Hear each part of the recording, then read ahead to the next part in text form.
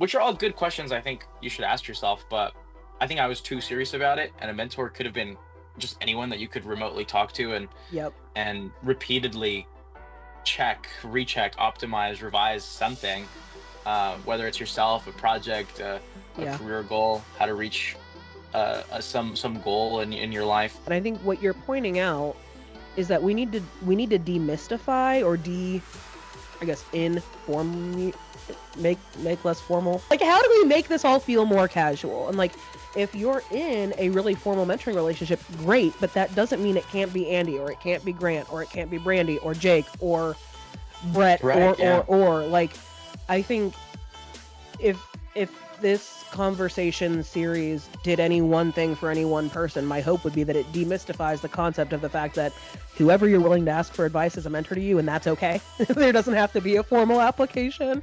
And I don't know if anyone else feels this way because I haven't actually asked this to anyone, but it really did feel like it'd be a job application.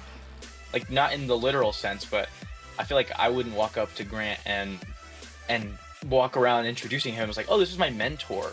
Right. It feels like such a serious title, but no, I mean it's just Grant. It's been very demystified this year. It's been pretty recent.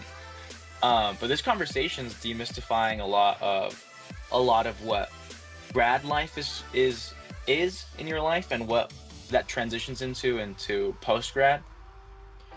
I think that the way we're talking is an acknowledgement of the fact that, like, how I would define alumni and like the function of the reality of alumni is that, like, your life is a spectrum, and you're not a different person when you're an alum than you were when you were a student. But I think we often treat the student experience as one thing and the alumni experience as another, and that what we're talking about is drowning in that disconnect.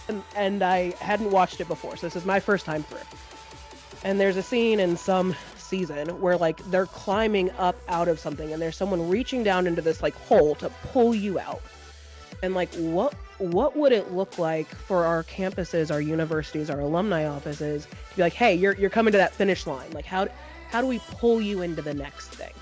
Like, and I think that's even like a part of how you talked about showing up to campus. And like, I don't know the answers, and I don't know where this office is, and I know now, but I didn't know then. And like, what would it look like to hold your hand at both of those transition points? Because if we all know we know more now than we did when we started, then what are we doing to make that easier for the next student?